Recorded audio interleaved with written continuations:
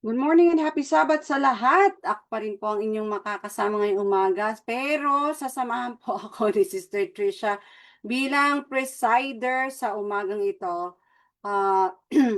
Sister Trisha, kindly turn on your camera, please. Yan. Okay, so go ahead, Sister Trisha. Good morning po at happy Sabbath po sa lahat na nanonood sa Facebook Live at syempre po yung mga nasa Zoom. At welcome po sa atin pong Sabbath School program at ako po ang inyong presider para sa Sabbath School. Ako po ay si Sister Trisha. At sa atin pong pagsisimula, aawit po tayo ng opening song. And then sa opening prayer naman po ay pangungunahan po tayo ni Brother Harry. At ang mangunguna po sa atin pong lesson ay si Sister Nori. At mamaya po ay magkakaroon po tayo ng oras para po sa mga insights and magtatapos naman po tayo sa closing song and closing prayer po. Siguro po ng speaker na lang po. At yun po ang atin pong program para po sa Sabbath School. Tayo na po ay umawit para po sa ating opening song.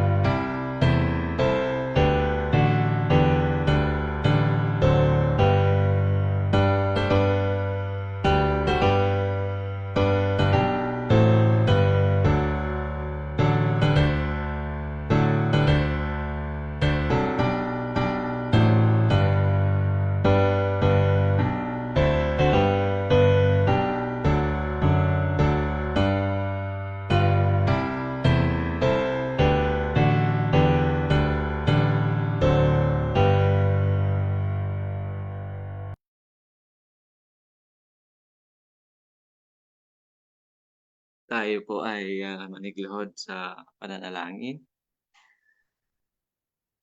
Panginoon namin, dakila kayo sa lahat sa umagang ito, Ama, sa aming pagtitipon upang maibalik sa inyo ang lahat ng aming mga pasalamat, ang aming mga papuri para sa nakalipas na sanlinggo. Maraming salamat at kami pinagtubayan ninyo at sa araw ng Sabat na ito kami inyong pinagpala upang magkaroon ng pagkakataon na maibalik namin sa inyo ang aming mga pasasalamat at papuri. Inyo nawa kaming tanggapin, Ama, at ang inyong bendisyon ang ipagkaloob sa amin at pagpalain din ang iba pang mga kapatid na nagsisipagtipon ngayon para sa pagsamba at pakaisahin, pakabanalin kami ng katotohanan. Muli ay inihiling namin ang kapatawaran din sa aming mga pagkukulang at pagkakasala na aming nagawa, anuman na bagay na masama na aming nasa isipan at humihiling kami ng lubos na kapatawaran, Ama. At samahan kami sa aming pagsambang ito at ang inyo nawang bendisyon, ang inyong espiritu at pagpapala ang siyang ipagkaloob sa bawat isa. At sa mga katotohanan ng inyong mga salita na aming pag-aaralan, nawa, Ama, ay maging liwanag ito sa aming mga landas at sa aming mga buhay ay hindi kami malihis sa tunay na aral ng katotohanan. Patnubayan kami sa aming mga desisyon at maabot namin ang kasakdalan at matatakan kami ng katotohanan at ng inyong espiritu upang hindi kami maligaw. At loobin, Ama, na ang lahat sa amin ay hindi mawaglit at maging handa kami na sa nalalapit na pagdating ng inyong anak. Maraming salamat, Ama, sa pagdinig at pagkakalob sa amin ng mga biyaya at ang lahat na ito ay inihiling namin sa pangalan ng inyong anak na si Jesus. Amen.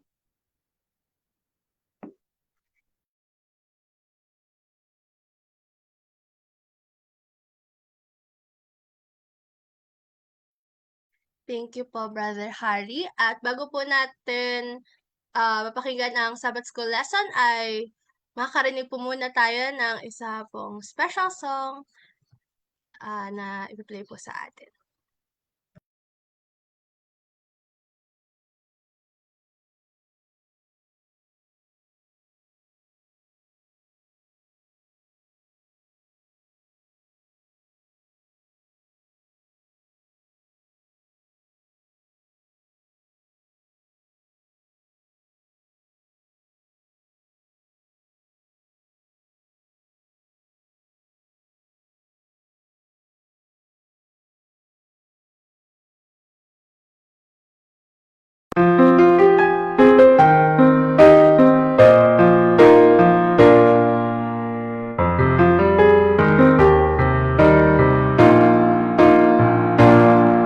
He walked along the shores of Galilee,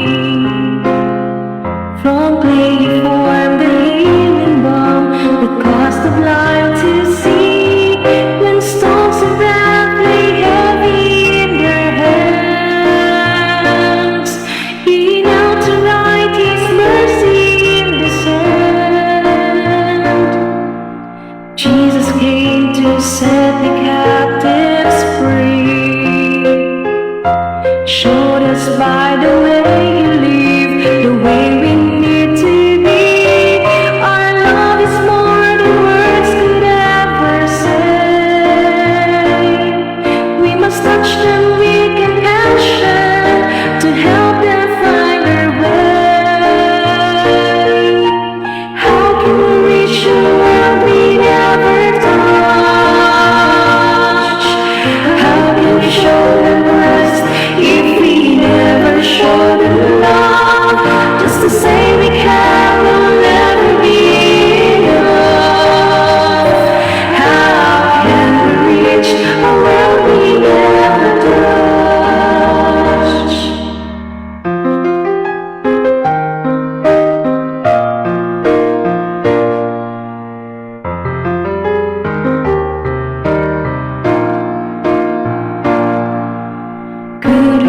so busy being saved,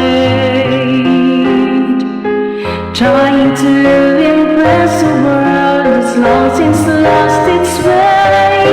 We pride ourselves in being sad at heart, yet we don't take time to touch a broken heart. Even if we found the time to care, would we take the risk involved in always being there? Or we hold the very thing they need so much? Sometimes the word of God can pass through just a simple touch. How can we reach a world we never touch? How can we show them Christ if we never show them love? Just to say we care will never be enough. How can we reach a world we never touch? We hide behind these walls and the security of rest, while we understand as windows the world is lost in sin. How can we reach a world we never touch? How can we show them Christ if we never show them love? Just to say we can will never be enough. How can we reach a world we never touch? How can we reach a world we never touch?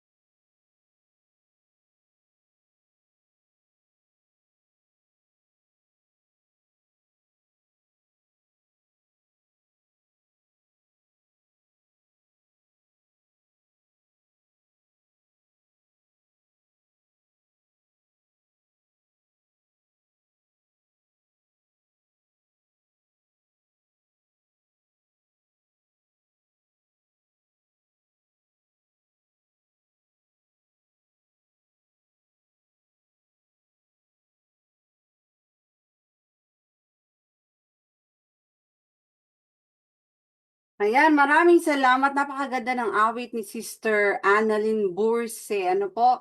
How can we reach a world we never touch? It is indeed a kind of message to us. At the same time, ano siya, parang challenge siya sa atin, ano? Na kung tayo ay gagawa para sa pagliligtas ng mga kaluluwa, kung hindi tayo kikilos, kung hindi tayo lalapit sa mga tao, paano natin paparating sa kanila ang katotohanan o ang mensahe ng kaligtasan. Ayan, so titingnan ko po kasi yung ating lesson from last week. Nagtapos po tayo sa ating first quarter lesson. Ayan. At ngayon, tayo ay dadako na sa pangalawang quarter. At ang mga leksyon po na nasa quarter na ito ay mula sa Ebanghelyo ni Apostol Marcos. Ayan. So, uh,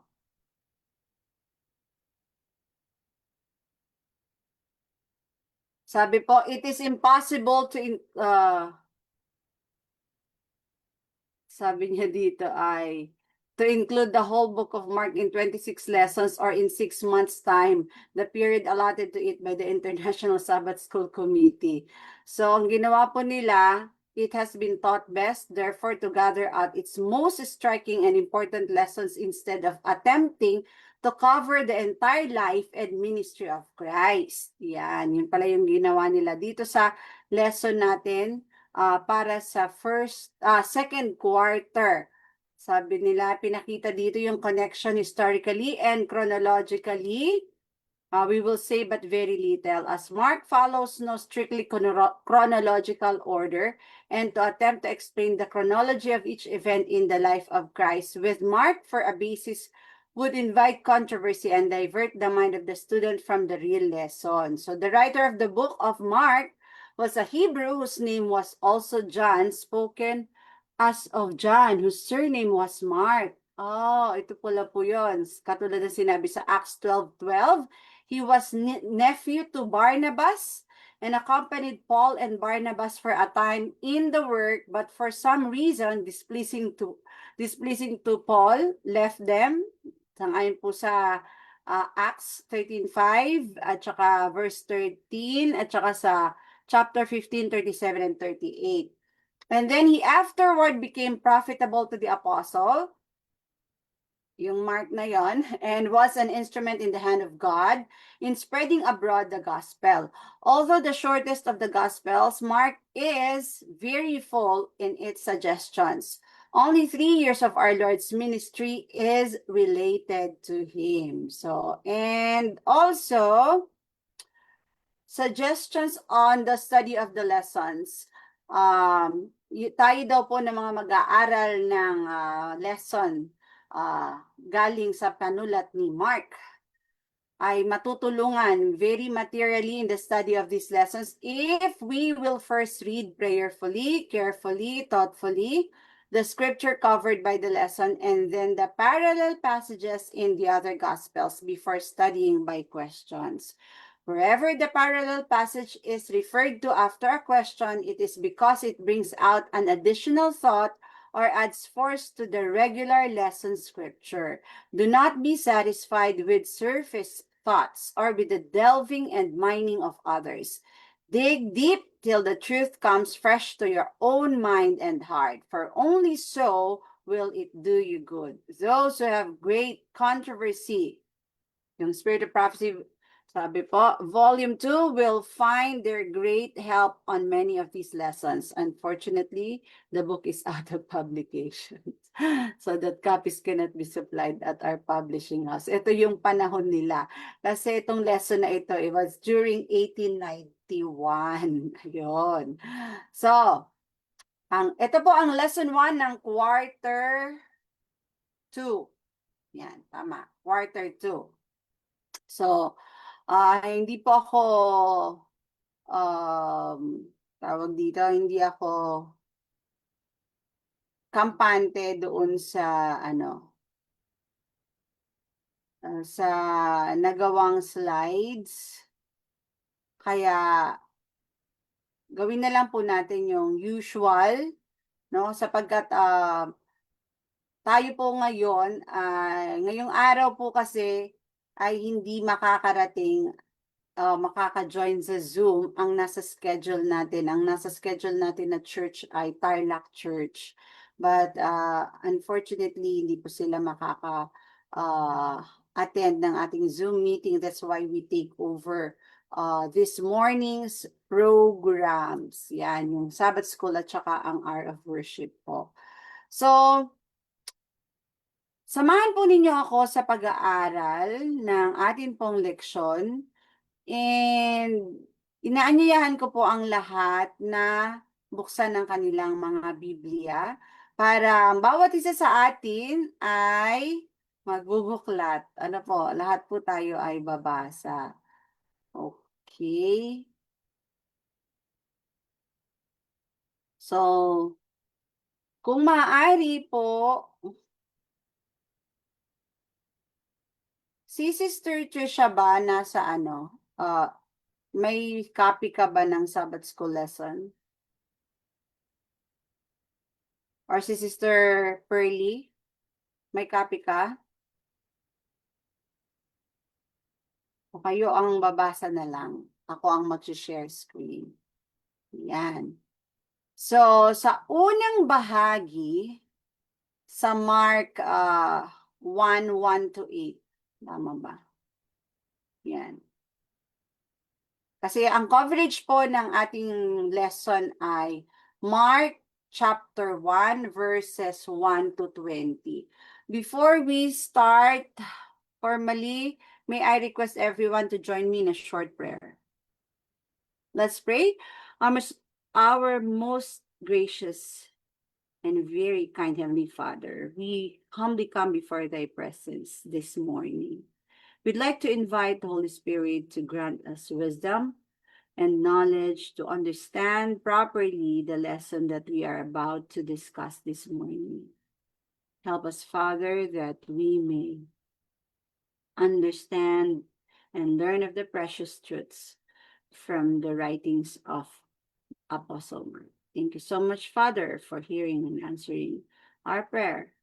Please cleanse us from our filthiness and sins. In Jesus' name we pray. Amen.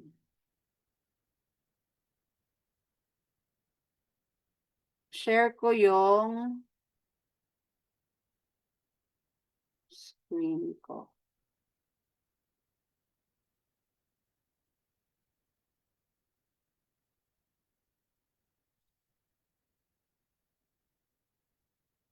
I'm sorry. Mali ang pag-share.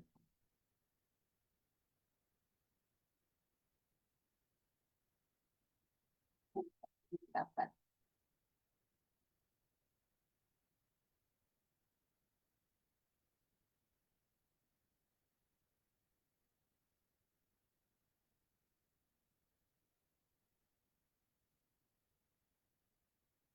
Okay.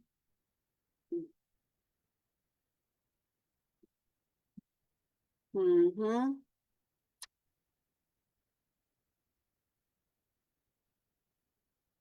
Mhm.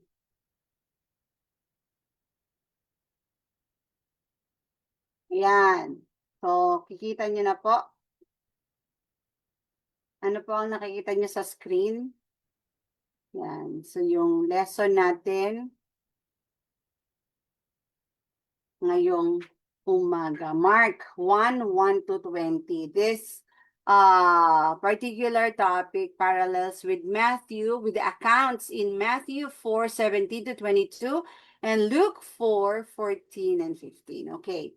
So, sa bahagi pong ito, makikita natin hanggang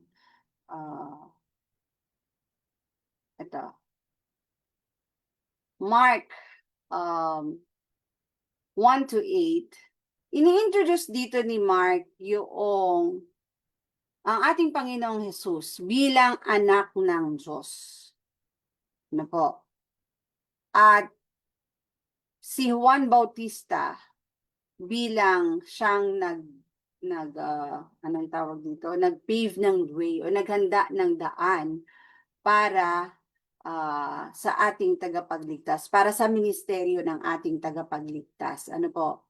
So, ang tanong po para sa ating mga kasama dito sa Zoom, paano daw po inintroduce ni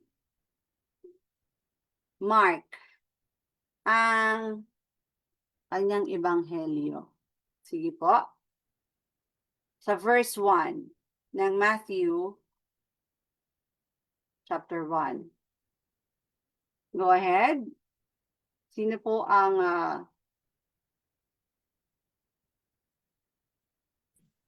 babasa?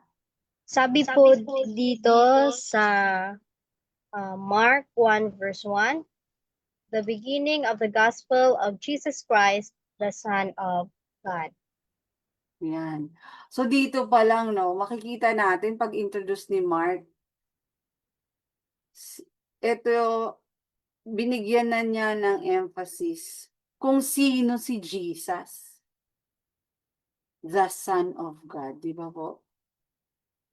And number 2, ang sabi dito, ang tanong ay, by what other terms is the gospel known? So, tingnan natin yung note 1 kasi sabi niya, tingnan daw eh. So, stop ko muna yung share. Ang question, by what other terms is the gospel known? So, tingnan natin. Ano nga bang ibang terms kilala yung ibanghelyo? Yan. Pag sinabi daw pong ibanghelyo, ang ibig sabihin nito ay mabuting balita. Yan. Good news, good tidings, or good words. Yan po ay matatagpuan sa Luke 2 verse 10. So the very terms used with it show the perfect unity of Father and Son. So makikita natin, nakita nyo ba doon sa title ng 1981, di ba? Tinuturo ng ating 1981, tama ba? Oh, 1891, sorry. 1891. Yan, 1981 tuloy. Pero kahapon, pagtingin ko talaga 1981 yun. Kaya natatak sa isip ko 1980. 1891. Tinuturo ng ating mga pioneers na si Kristo talaga ay tunay na anak ng Diyos. Ayan po. The very terms used with it show the perfect unity of Father and Son and the character and power of the gospel. Ang tawag po doon ay Gospel of Christ, Ebanghelyo ni Kristo. So sa ating, katulad po sa ating leksyon. The Gospel of God, ang sabi sa Romans 1 verse 1. The Gospel of the grace of God, sabi naman sa Acts 20 verse 24. Because through the gospel, grace or favor is revealed. Sa 2 Corinthians 4:4, ang sabi po ni Apostle Pablo, the glorious gospel. Because, katulad po ng sinabi ni Apostle Pablo sa Ephesians 6:15, because glory is the end or development of God's grace, the gospel of peace. Di ba po? Ephesians 6:15. Because it is God's message of peace to rebellious creatures. And the everlasting, diba kasi everlasting gospel, everlasting or age-lasting gospel, sabi po sa Revelation 14 verse 6, for with the ceasing of its proclamation, the probation of man ceases, and his judgment takes place. Yan. Kaya it is worthy of all study. Itong gospel na ito. Ano po? Yan. Dahil kapag daw po, yung pagproklama nito, ng everlasting gospel na ito, ng gospel of grace, ng good news, ng good tidings, ng word of God, ng gospel of God, kapag tumigil na daw po ang pagpapahayag nito, isa lang ang ibig sabihin. Tapos na ang palugit na panahon na ipinagkaloob sa tao. At yung kanyang panahon ng kahatulan ay siyang darating. Yun, di ba? Pero alam naman po natin na yung judgment, yung investigative judgment ay nag-umpisa na noong 1844 pa, di ba? So, at nagpapatuloy ito. At tayo may naririnig pa, katulad ngayon, tayo nagba-Bible study. So, kumbaga, meron pa tayong pag-asa. Ang mundong ito may pag-asa pa. Habang naririnig pa natin ang Ebanghelyo, may pag-asa pa ang sanlibutan. Yan. Okay. Balik po tayo.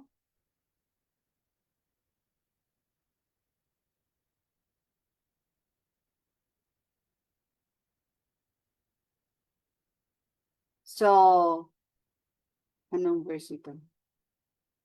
Sa 3, who heralded Christ's first advent? Pakibasa po sa verse, anong verses yan? May nakaharang dito sa akin. May nakaharang na pencil. Verses Ay, 2 pwede to naman palang 6 po. itra. Ngayon ko lang na pwede i-drag. Ayan, 2 to 6. Go ahead.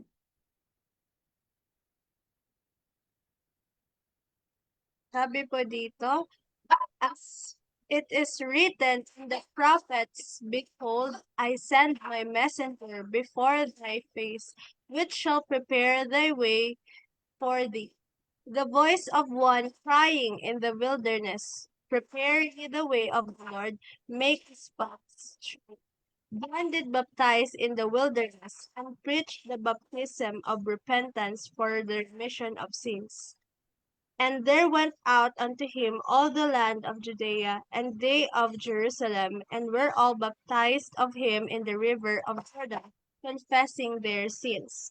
And John was clothed with camel's hair, and with a girdle of a skin about his loins, and he did eat locusts and wild honey.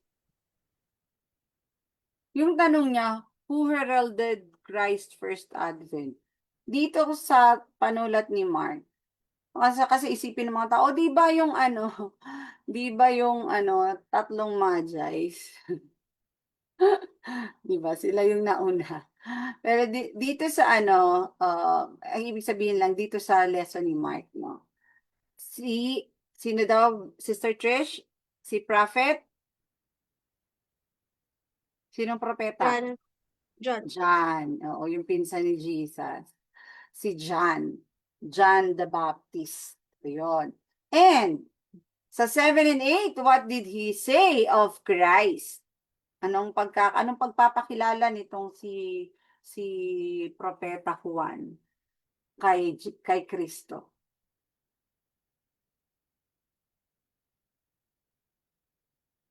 Ano po sabi?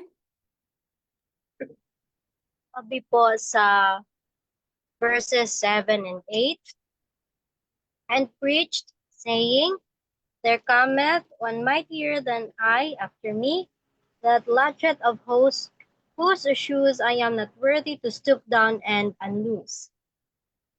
I indeed have baptized you with water, but he shall baptize you with the Holy Ghost. So, may mga iba't ibang tawag dyan. Sa pagpapakilala ni John the Baptist sa Panginoong Hesus, meron siyang iba't ibang punto, no? Tungkol sa Panginoong Hesus. Ano yung una sabi niya? Ang kanyang isa siyang ano? Mightier Ayan. than I. Oo, mas dakila, sabi niya, mas dakila kaysa sa akin. At ano pa? Na sabi, yung pagiging dakila, ang sabi ni ah ni Juan, ni Prophet John, Juan the Baptist, Juan Bautista. Ayan, teka lang yung aking aking Biblia dito. Sabi niya, yung ano niya, yung sapatos niya, hindi ko nga, wala nga akong wala akong karapatan na itali yun. So, ganun niya nire-regard si Jesus. He highly regarded Jesus. Sabi niya, wala akong karapatan na itali yung kanyang ni-itali yung kanyang sapatos. And, sabi pa niya, o tali, hindi, ang sabi niya, to stoop down and unloose, ang tawag dito, tanggalin pala, hindi itali, tanggalin ang kanyang sapatos. And, ang isa pang pinunto ni Mark, ni John the Baptist is, sabi niya yung comparison ng pagbabautismo nilang dalawa. Diba? Itong Kristo na ito, yan, itong susunod sa akin na mga ngaral, yung ibig niya sabihin, yung pagkakaiba ng bautismo nila. Sabi niya, ako bibinyagan ko kayo sa tubig, pero siya, bibinyagan niya kayo sa spirito. So meaning kasi mga kapatid, di ba, alam naman natin na ang espiritu ay karakter. Ibig sabihin, isa sa attributes ng pag sinabing spirit ay character, di ba? Attitude, ganyan. So, kapag ang Panginoong Hesus pala ang nagbautismo sa atin, mayroong pagbabago sa karakter. Kasi yung ceremony ng baptism sa water, it's just, anong tawag doon? It's just a ceremony to show the world that you are being cleansed. So, dahil mas higit, mas dakila ang Panginoong Hesus, ang kanyang pagbabautismo, nakakabago ng pagkatao. Di ba po? So, sa pang-anim, tingnan natin. Sa susunod na bahagi, yan, Matthew 1, 9 to 11. So, puntahan natin ang Matthew 1, 9 to 11. So, pero meron tayo ditong 5 and 6 questions. Yan. So, sa Matthew 1, 9 to 11 naman, dito natin makikita yung pagbautismo kay Jesus, pagbukas ng langit, pagbaba noong Spirit of God in the form of a golden dove. Yan. At, dito din natin makikita sa bahaging ito yung pagdeklara ng Ama ng kanyang kaluguran. Nalulugod ako, di ba? So, tingnan po natin ang mga bagay na yan. Ang tanong, did the increasing glory of Christ make John envious? Pakibasa nga po sa John 3:29. Keep your finger sa Matthew chapter 1. So, punta tayo sa John 3:29. This is indeed a Bible study. Ano po? John 3:29.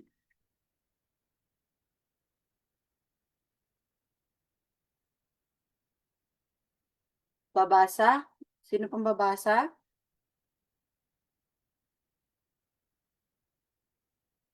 Brother Harry? Yes, ano pong Bible text na ngayon? John 3:29. John 3:29. Okay, wait. John 3:29. Okay, 3:29. He that hath the bride is the bridegroom, but the friend of the bridegroom withstandeth and heareth him rejoiceth greatly because of the bridegroom's voice. This is my joy, therefore is fulfilled. So, sinong John naman ang nagsasalita dito? Si John, na ano, John, di ba, na ano ni Christ, di ba? Na apostle ni Christ. John Apostle. Okay. So, ang question kasi sa number 5, did the increasing glory of Christ make John envious? No, kasi yun ang sabi niya dito, yung withstandeth and heareth him rejoiceth greatly because of the bridegroom's voice. So, this is my joy, therefore is fulfilled. He must increase, but I must decrease. So, hindi siya nalilesen. Kumbaga, ano yung tanong mo na nga? So, ito ang nagsasalita dito si John the Si Baptist. John the Baptist. Si John the nga, Baptist. John Hindi the ito yung Baptist. nagsulat ng Revelation na apostle niya na si John.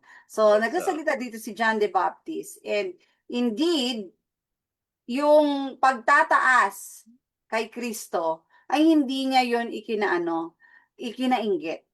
Diba? Marami kasi ngayon ng mga tao, mga mangangaral na kapag mas sumisikat siya, na kinaiinggitan, di ba? Pero sa sa case ni John the Baptist, alam niya yung kanyang alam niya yung kanyang position, and alam niya din yung kanyang gawain para sa Messiah. And so, sabi niya, itinuturing niya si Jesus bilang kaibigan o kaaway?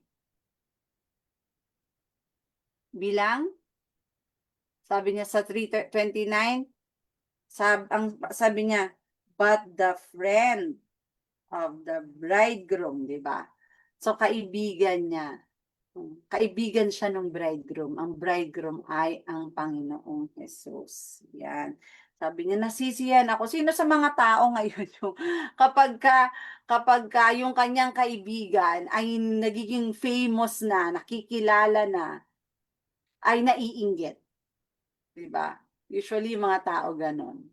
But si John the Baptist, hindi siya ganon. Hindi niya kinainggitan yung pagsikat ng Panginoong Jesus. Kasi dapat naman talaga na mas makilala ang Panginoong Jesus kesa sa Kanya.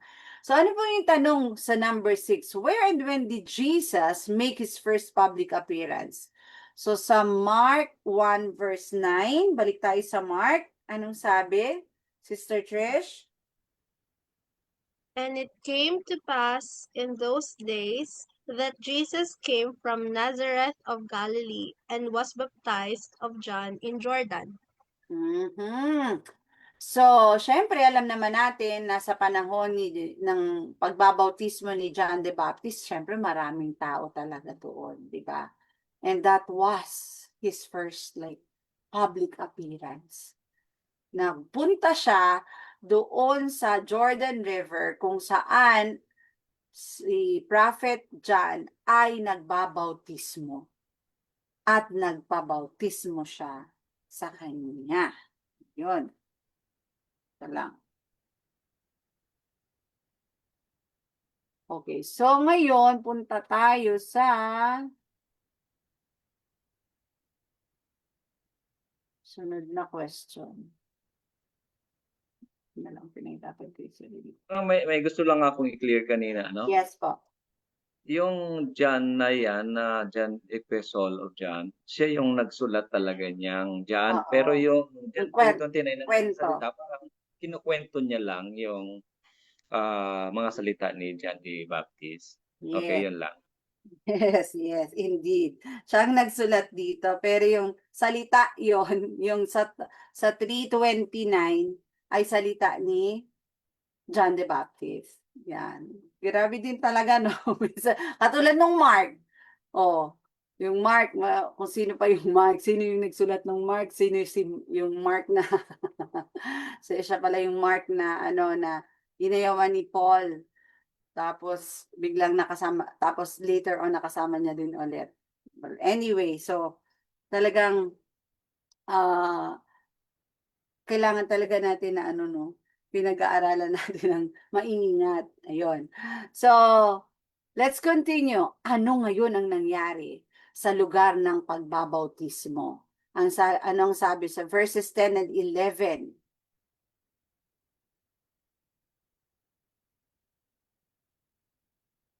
Kasi hanggang hanggang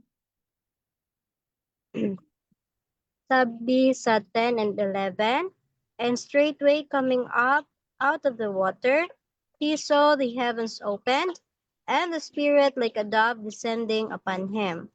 And there come a voice from heaven, saying, Thou art my beloved Son, in whom I am well pleased. Oy. So, makikita po natin dyan, no? Na pagkatapos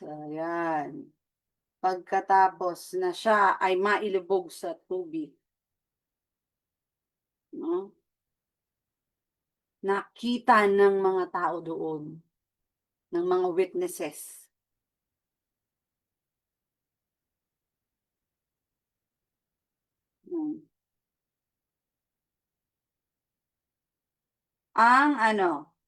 Ang langit na nagbukas at mayroong bumaba na dove.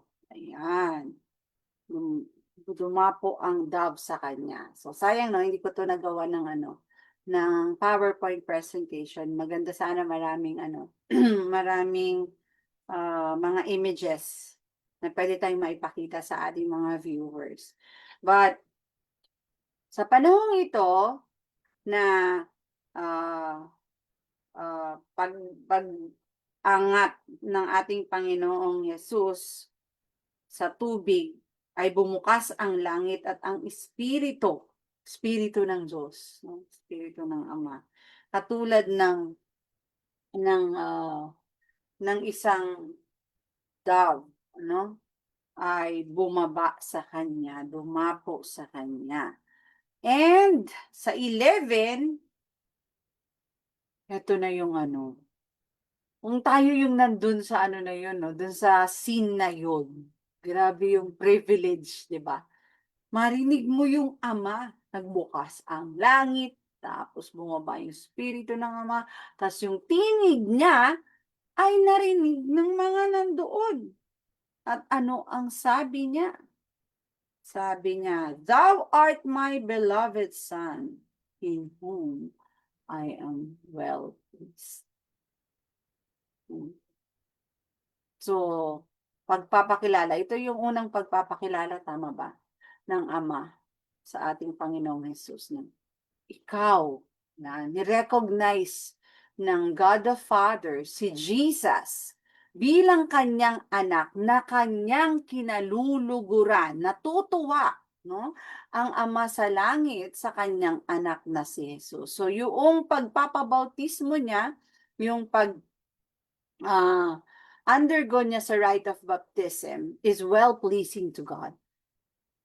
Yan. So, kaya tayo mga kapatid, kapag tayo din ay nag-undergo, no? Kapag ang mga tao ay nagpapasakop sa seremonya ng bautismo sa tubig, ito ay kalugod-lugod sa Diyos. But of course, 'di ba, yung motive naman natin, syempre malulugod lang talaga ang Diyos kung ang motibo natin katulad ng motibo ng ating Panginoon, dalisay na motibo. Kasi maraming mga tao na nagpapabautismo, like for example, yung mga mag-aasawa ng Kristiyano, no? For example, mag-aasawa sila ng mga Protestante, isa silang Katoliko, Buddhist, or whatever religion na hindi Christian religion. Mag-aasawa sila. So, halimbawa, yung conservative na Christian yung kanilang aasawahin. At hindi papayag yung mga magulang na hindi magpabinyag. So, magpapasakop sila doon sa ceremony, mag-undergo sila ng ceremony ng baptism by water just to marry the girl they want. And do you think pleasing yun sa Panginoon kung hindi naman sila totoong converted kay Kristo? No? Converted lang sila doon sa aasawahin nila, sa papakasalan nila. Kaya sila mag-undergo ng baptism. But yung tunay na motivation in undergoing such holy rite ay wala sa kanila. So I don't think it is pleasing to God. Yan. So ngayon, punta na tayo sa sunod na bahagi, sa 12 to 15. Okay, tingnan natin.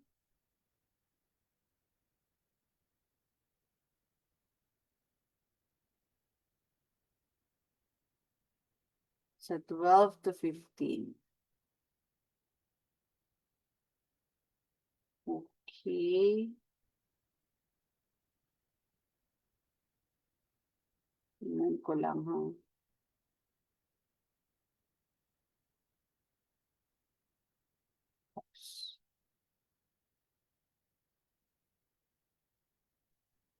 Ayan.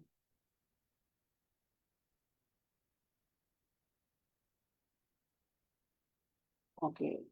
So, sa bahaging ito naman, sa Mark chapter 1 verses 12 to 15, ipinapahayag naman dito, pinapakita dito yung temptation ng ating Panginoon sa wilderness at yung pag-uumpisa niya ng pangangaral no? Na ano yung pangangaral ni Kristo na magsisi at manampalataya o maniwala sa Ebanghelyo. Yan. So, ang tanong, verses 12 and 13, saan pumunta ang ating Panginoong Hesus pagkatapos niyang mabautismuhan? Ay, sabi ni Mama. Sabi ni Mama, nagsagot siya. Oh, sa Galilee daw. Tama ba? Anong sabi dun, Ma?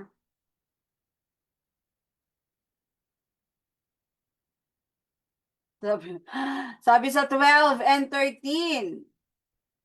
Pagkatapos siyang mabautismuhan, siya ay nagtungo sa? Wilderness. Yes! Sa wilderness po, Ma. Sa wilderness. Yan. Siya ay nagpunta sa wilderness sa ilang. At doon siya tinempt ni Satan, no?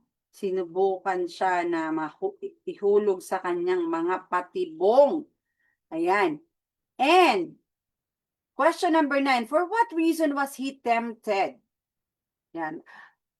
Ang question na ito, baka makamalito yung mga tao. Hindi na-tempt si Jesus, ha. Ang ibig sabihin lang ng question na ito, bakit siya tinempt ni Satan? It doesn't mean na na-tempt si Jesus, but bakit siya tinempt ni Satan? Ano bang rason bakit siya tinempt? So, Hebrews 10, 17 and 18.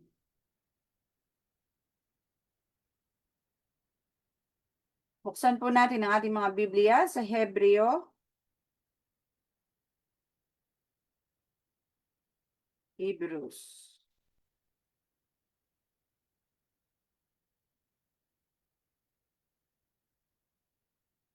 Ano po ang sabi? Sabi po sa Hebrews 2:10, for it became him for whom are all things, and by whom are all things, in bringing many sons unto glory, to make the captain of their salvation perfect through sufferings. At sa 17 naman po, wherefore in all things it behooved him to be made like unto his brethren, that he might be a merciful and faithful high priest in things pertaining to God, to make reconciliation for the sins of the people. At sa 18 po, for in that he himself had suffered being tempted, he is able to succor them that are tempted.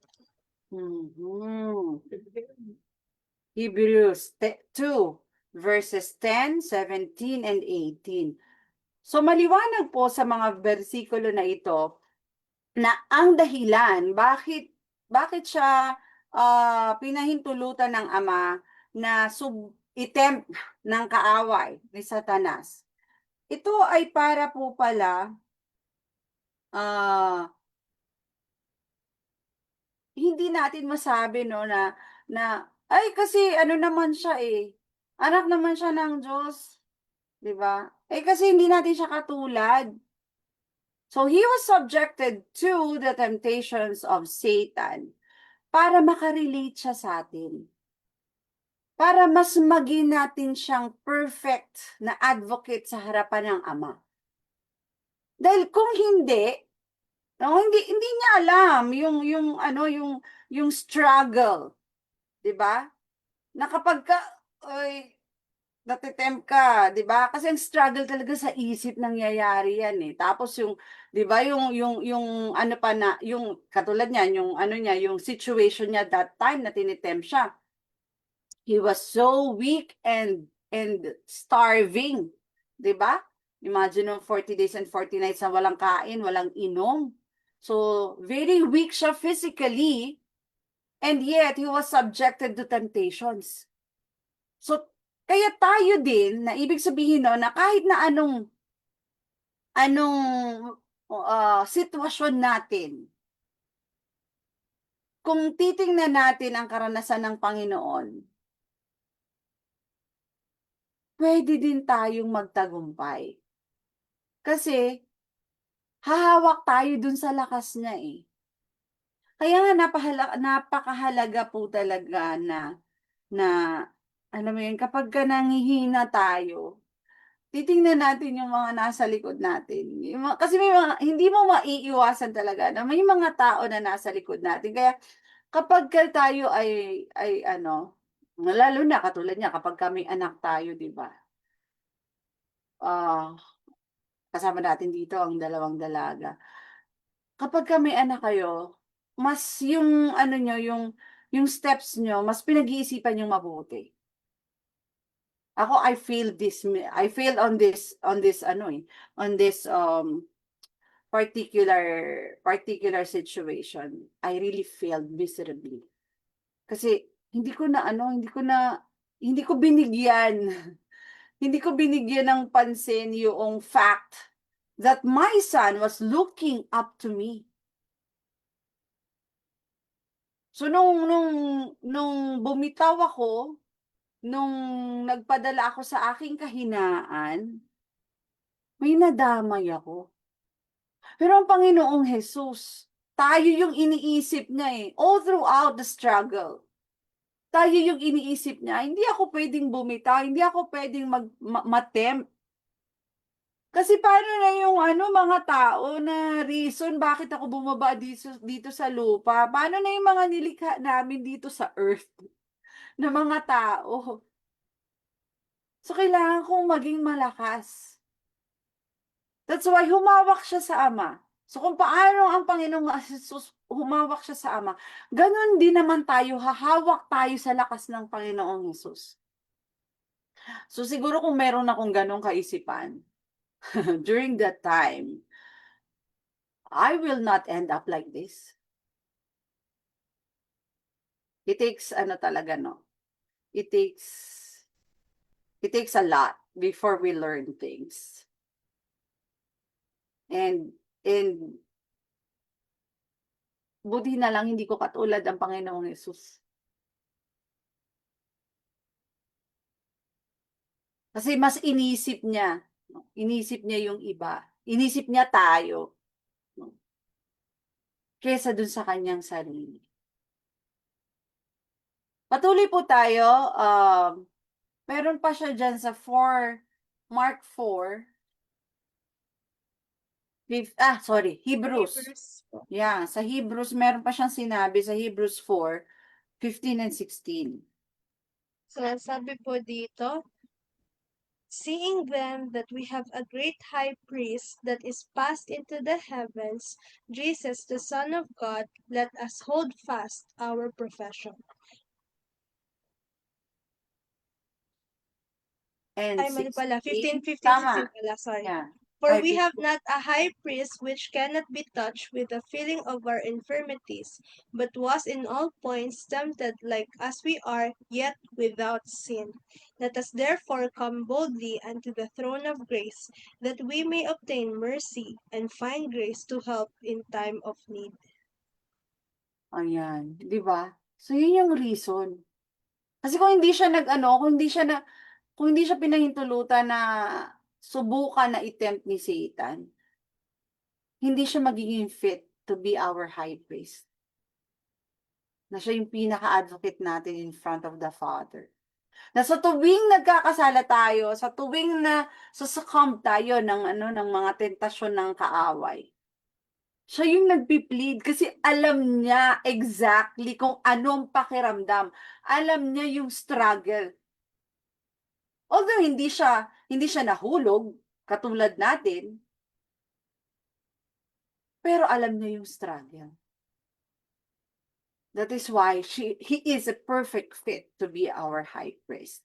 So, question number 10. I think hindi natin matatapos siguro yung buong mga questions dito, no? But I will leave it up to you kasi anyway, review lang naman to supposedly.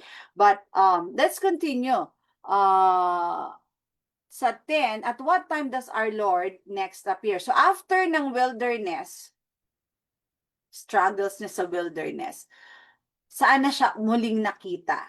So, tingnan daw natin sa Matthew 1:14 and then I will read to you the notes of our pioneers.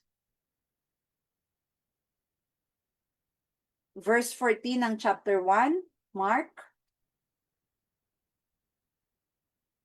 Oh, ito na yung sinasabi ni Mama kanina. Saan siya nagpunta? Saan siya ulit nagpakita in public? Anong sabi mo, Ma? Kanina, anong sabi mo? Mahilig to magbasa ng Bible eh. Anong sabi? Saan siya nagpakita ulit? From the wilderness, muli siyang nakita sa... Hello, brother! Rod! Brother Roderick, ang sasabihin ko eh. Brother Roderick, welcome sa ating Sabbath School. So, nasa ano tayo, nag-aaral tayo ng chapter 1 ng Mark. So, ang coverage natin for this lesson is Mark chapter 1 verses 1 to 6. So, nandito na tayo sa verse 4. So, saan sumunod na nagpakita ang ating Panginoong Jesus after ng wilderness? Temptations. Okay, saan? Sa bipod. Now after the John was put in prison, Jesus came into Galilee, preaching the gospel of the kingdom of God. Yes. So, sabi daw Ate Pearly, sa Galilee.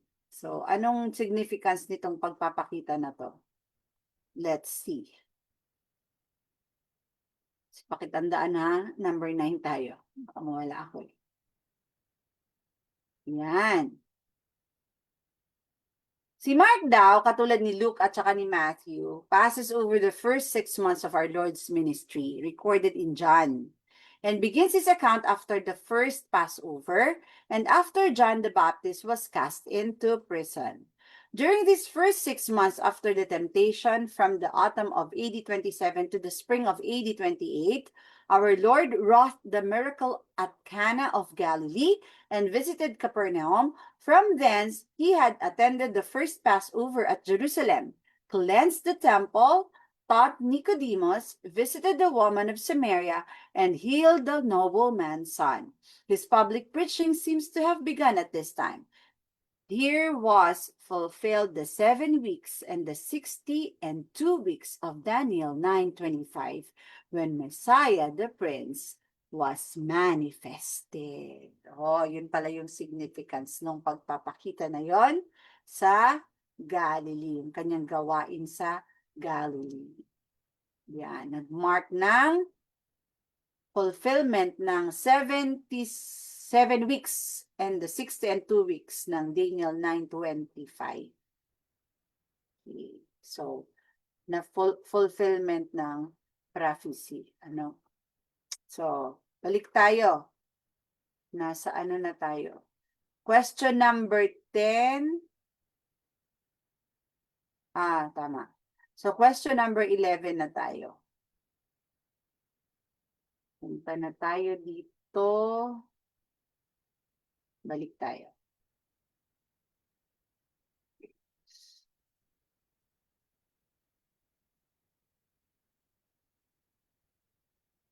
Okay, sa question number 11, makikita natin yung sa same verse kung ano yung naging gawain niya, 'di ba? Ang naging gawain niya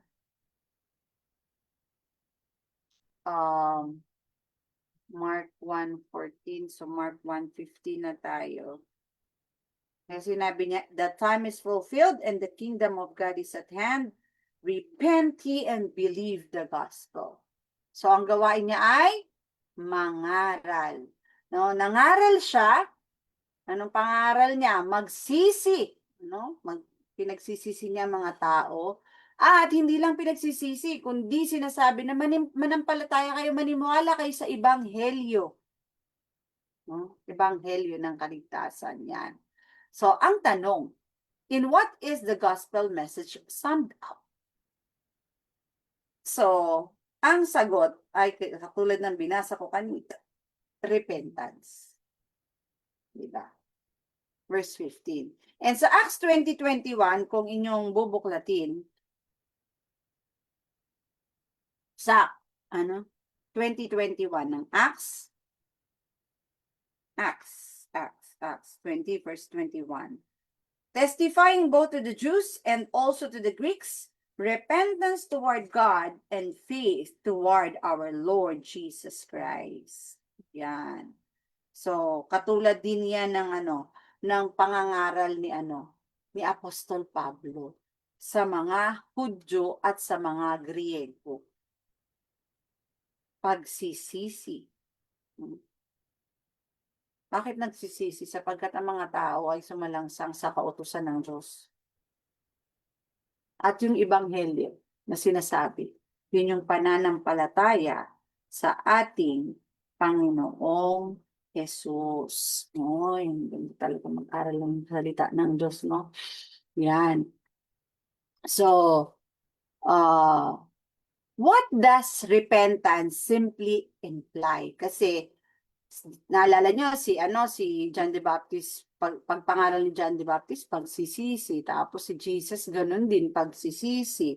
So, ano ba yung ini-imply? Ano ba pinapatungkalan ng pagsisisi? Tingnan natin sa paliwanag ng mga pioneers. Ang sabi po, ang repentance implies conviction of sin. Pag sinabing nagsisisi, tinatanggap mo, nauunawaan mo na ikaw ay nagkasala. Another thing, repentance implies contrition of sin. Pag sinabing contrition, yung meron kang tinanggap mo na nagkasala ka, may pagpapakumbaba ka. At hindi lang yun. Repentance implies not only conviction of sin and contrition of sin, but confession of sin. So, ipapahayag mo.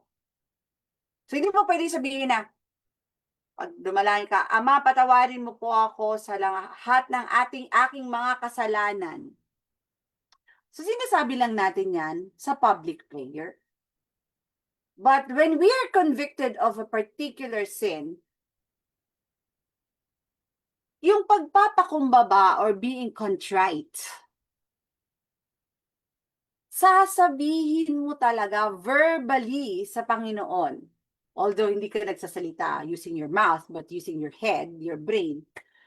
So, babanggitin mo sa Diyos. Ito yung kasalanan ko, nagnakaw ako. Siniraan ko yung kapatid ko. Ganito, ganyan. So, isa-isahin mo siya. Kanina ba yun? Meron akong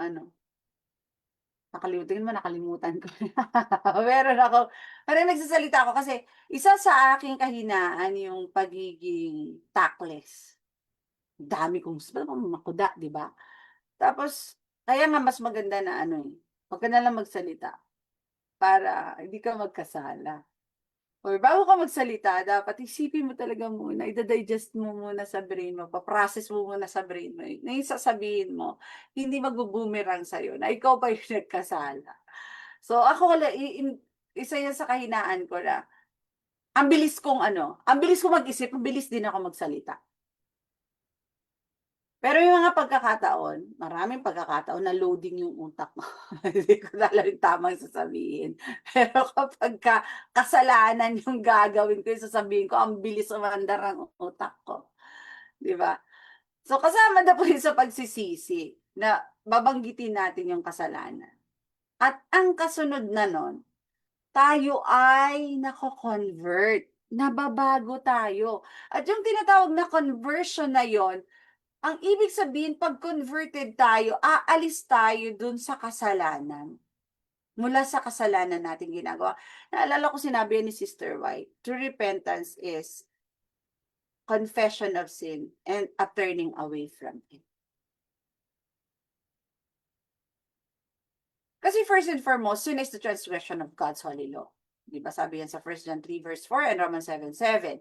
The gospel is glad tidings of salvation from sin, but the sinner will not feel his need of a savior unless he is shown that he is indeed a sinner and without hope in himself. The knowledge of sin, however, can be taught only by the law. For by the law is the knowledge of sin. So ang teacher natin, yung kautusan. Pero hindi yun ang nagpapatawad. Hindi yung kautusan ang nagpapatawad ng ating kasalanan. Kundi ang Diyos sa pamamagitan ng ating Panginoong Hesus. So, kaya nga sabi, di ba, the law is just a mirror that points our sins. Saan ka may dumi? To preach the gospel then, must preach the law of God. Yan. So, ito yung tunay na ebanghelyo. Marami sa mga tao ngayon, so-called Christian, especially the preachers of the love gospel message. Love, love, love, without obeying the law.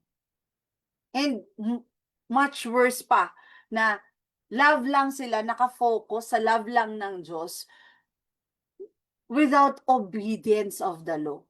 Tapos pinapasinungalingan pa nila yung salita ng Diyos na hindi na dapat nating sundin. Na kung tutuusin naman, alin lang yung ini-evade nila? Sa 10 utos, kaya nilang sundin, pero yung Sabat ayaw nilang sundin. Kasi pagka sinunod nila yung ika-4 na utos, maraming kaakibat na sakripisyo. And since ayaw nila ng mga sacrifices na yon, mas pinaniniwalaan nila yung kasinungalingan ng kaaway na binago na ang ika-4 na utos. Mula sa kabanalan ng ikapitong araw, inilipat na sa unang araw. Kasi pagdating sa unang araw, they can just go to the church 1 hour and then do everything what they like to do for themselves. So, hindi naman sila napapabanal nun kasi hindi naman pinabanal yung araw na yun. It's just an ordinary day. But the preachers of the so-called gospel lead millions of people, many, many people, to transgress the law of God. And yet they would say, this is the gospel. Believe in Jesus Christ. Pero walang pagsunod sa kautusan. So, sabi po ng ating mga pioneers, in fact, sabi, to preach the gospel then, one must preach the law of God. In fact, there is nothing which so emphasizes the sacredness of the law of God as the gospel of Christ. Again, the righteousness of God comes to the sinner by faith in the gospel, and this righteousness is the same righteousness that is found in the law, and to which the law bears witness. Sabi po yan sa Romans 3:21. The gospel is that power which is to bring fallen man back to the righteousness of God. Pag sinabing back to the righteousness of God, it means obedience to His law. Kung walang obedience, paano ka masasabi na righteous? Diba po? Quoted from Romans 1:16 and 17 and Titus 2 verse 14. Yan. So, sa huling bahagi, yan, ng ating lesson, yun. Mark 1:16 to 20 po. Makikita natin, buksan niyo po yung inyong mga Biblia, na dyan sa Mark 1:16 to 20, pinapakilala dyan si Simon and Andrew, James and John. Yan. So, pagkikita yan. No? Ang sabi, anong sabi ni Kristo kay Simon and Andrew, James and John? Let's go back to Matthew 1:16 to 20. So, hindi ko na ano yun yung questions natin at malapit na tayo magtapos. So, pakibasa na lang po, Mark 1:16 to 20. Sabi po dito, now as he walked the Sea of Galilee, he saw Simon and Andrew his brother casting a net into the sea, for they were fishers.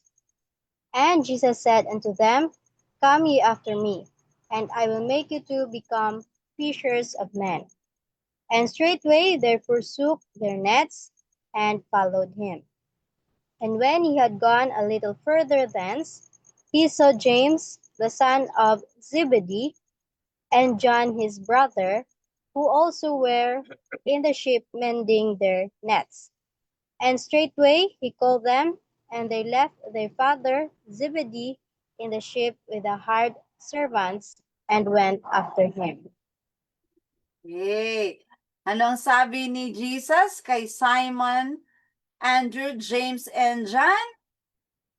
Follow me, and I will make you fishers of men. So, dito po makikita natin yung call for discipleship. Diba po? The first disciples which followed Jesus were Andrew and Peter. These were formerly disciples of John the Baptist, who left him and sought Christ at the beginning of his ministry, returning after a little time to their old occupation of fishing. Mga fishermen po sila. The call recorded by Mark, dito po sa binasa po ni Sister Pearlie na Mark 1:16-20. And nakarecord din po ito sa panulat ni Matthew sa chapter 4:18-21. Yung tala po na ito, pangyayaring ito, came after the first Passover, when Jesus had returned to Galilee. So after ni Jesus manggaling sa Galilee, tinawagan na niya ito si Simon, Andrew, James, and John. Ayan. The second and effectual call is that recorded in Luke 5:1-11. So the context, circumstances, and order of events seem to make this a different call from that recorded in our lesson. Di ba? So, medyo may mga pagkakaiba ng kanilang ng mga tala nila, di ba? Yan. So, muli nating basahin at i-compare natin yung mga sinulat tungkol sa kasaysayan. Yan. So, let's review that after. So, dyan po nagtatapos ang ating Sabbath School lesson for this morning. At wala na po din tayong oras. Ang atin pong nais na mabigyan ng pansin o ng diin ay yung pangangaral. Ano dapat natin ipangangaral? Ano dapat natin sabihin sa tao? Sila ay magsisi, manampalataya, sumunod kay Jesus agad-agad. Kapag narinig mo yung tawag, follow me, follow ka na agad. Ay, teka lang po, sandali kasi magpapakasal muna ako. Ay, teka lang po, kasi mag-aaral muna ako. Pag natinig mo yung yung call, go. Share the gospel.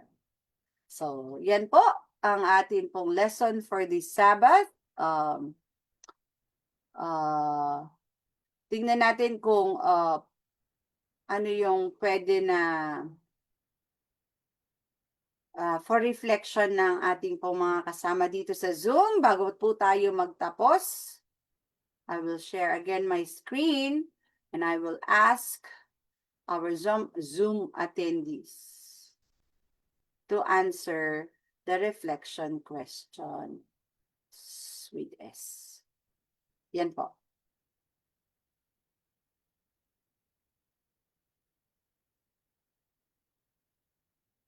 Can you see my screen?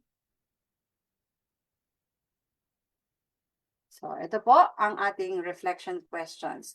Number 1, what does Christ's mission mean for us today? And how can we respond to His call? Sino po ang sasagot? Sana po lahat po ng aking kasama dito sa Zoom ay mag-share ng kanila pong mga kaisipan. Go ahead. Who wants to be the first one? O si Ate Tricia daw, siya ang naunang magbukas ng Yung one lang po ang sasagutin ko. Ayaw, Parang may karugtong yung naisip na. follow-up question Ay, yun. follow-up ba yan? Siguro po, syempre po dun sa lesson po natin, yung pagpunta po ni Christ is parang call for us to repent mula sa ating mga kasalanan and also to heed His call. Yung sabi nyo nga po is dun sa pinaka-last na parang binasa ni Sister Nori ay yung encounter niya po dun sa mga disciples and He asked them na i-follow siya and immediately ay ginawa or hinid po ng mga disciple yung call ni Jesus.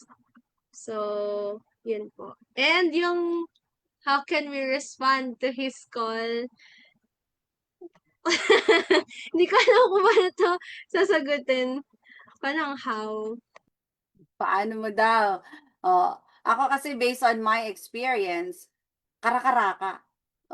Di ba? Karakaraka. Hindi naman kasi yung call ko before that, I was 19. I was 19 years old when I received the call to discipleship. And yung conviction ko talaga is like to serve him. So I quit my studies back then and hit the call. Yan. So, sa iyo ngayon, how would you respond to his call?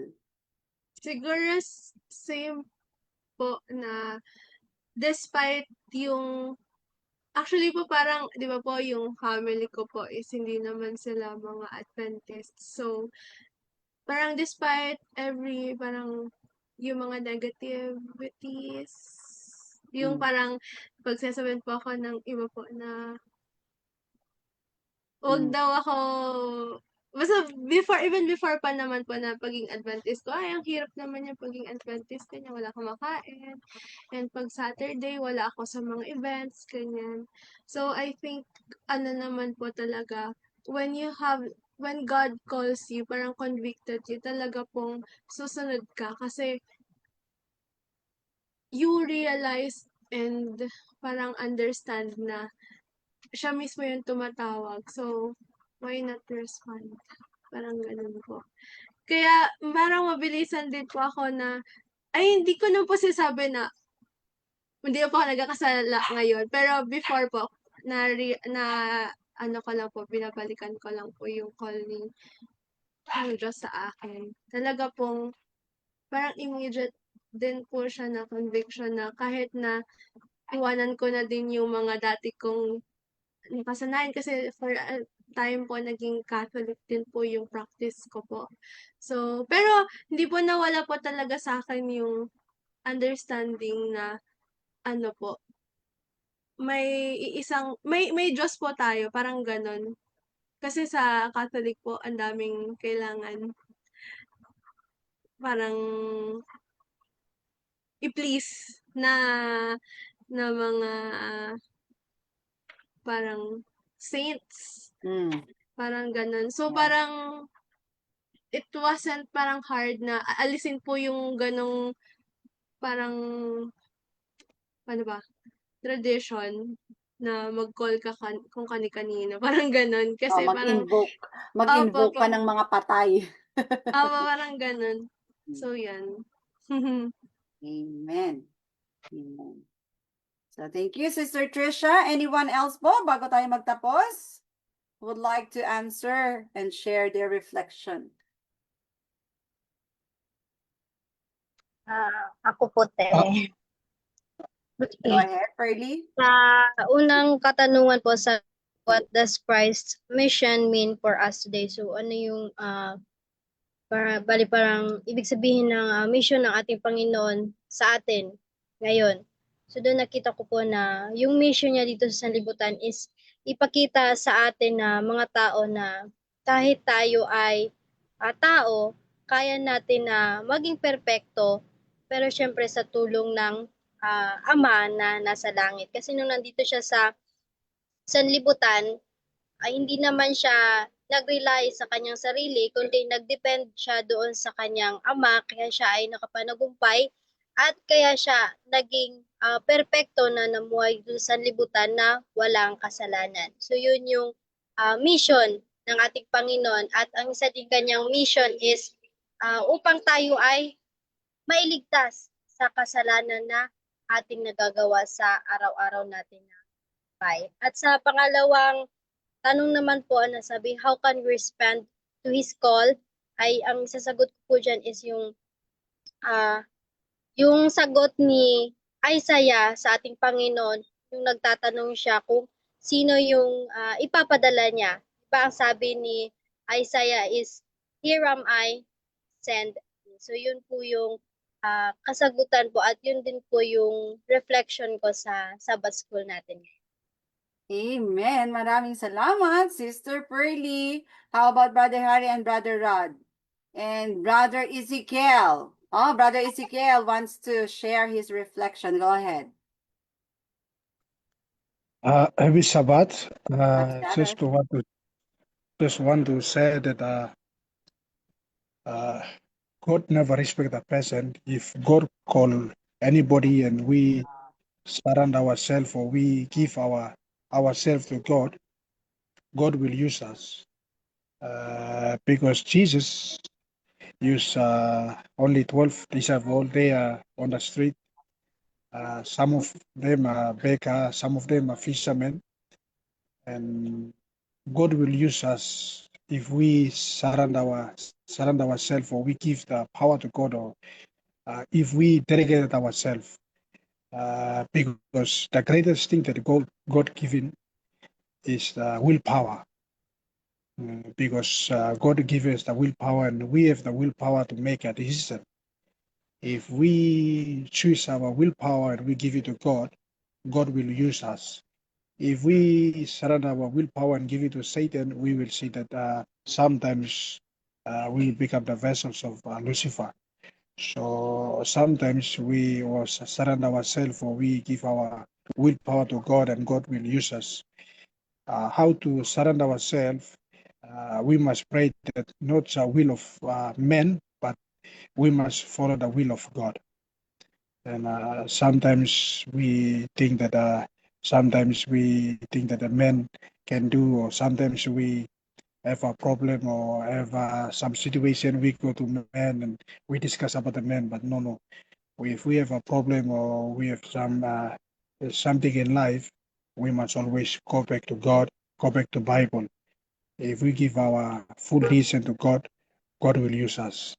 That's my thoughts that I shared it with you. Thank you. Praise God. Thank you so much, Brother Ezekiel. Meron pa po ba? Is there anyone else who would like to share their reflection sa atin pong or their answers sa atin pong reflection questions? Anyone po? So kung wala na, tayo po ay magtatapos na. Awit po tayo. Oh, I will give the floor to Sister Trisha again, our presider. Ayan. Thank you po, Sister Nori, sa inyo pong discuss ng ating pong Sabbath School lesson. Thank you po sa mga nagbahagi at nakatulong po sa ating pong pagbabasa and participate po sa ating pong study. At ngayon naman po, tayo na po ay dadako na sa ating pagtatapos. Awitin po natin ng ating closing song, and sa closing prayer po, Sister Nori, ay pwede pong kayo na lang din po. Sige po. So, si Sister Nori po ang magtatapos ng ating pong program sa pamamagitan ng closing prayer.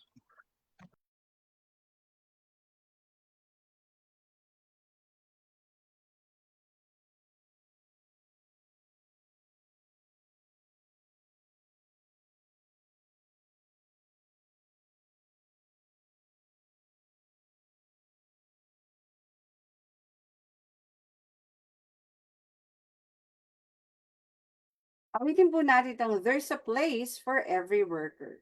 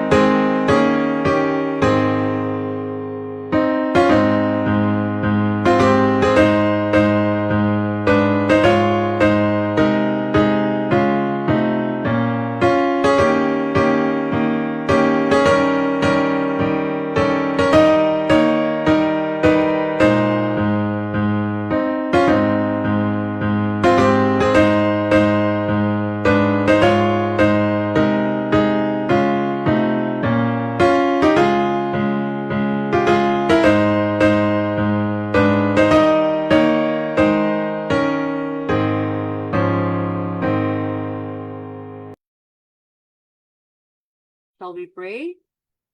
Father in heaven, we are so grateful for the kind of love that you have given us, for the kind of teaching that you are teaching us, for your guidance, for opening our understanding. Although we have been stubborn in the past, but you have shown enough mercy and bring us where we are today. Father, we acknowledge our sinfulness, our weaknesses, our immorality, and everything that are unpleasing in thy sight. We pray, Father, that our Jesus,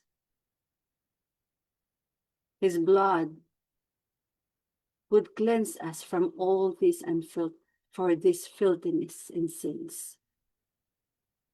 We commit ourselves unto thee, that we may continue to serve thee and heed thy call to share the gospel and the good news to everyone. Thank you for the Sabbath school. In Jesus' name we pray. Amen.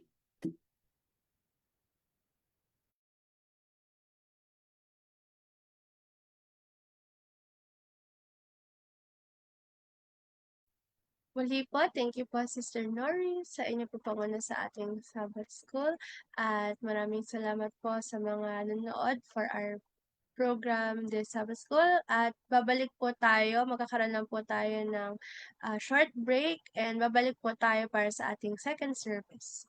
So, yun lamang po at happy Sabbath po muli sa lahat.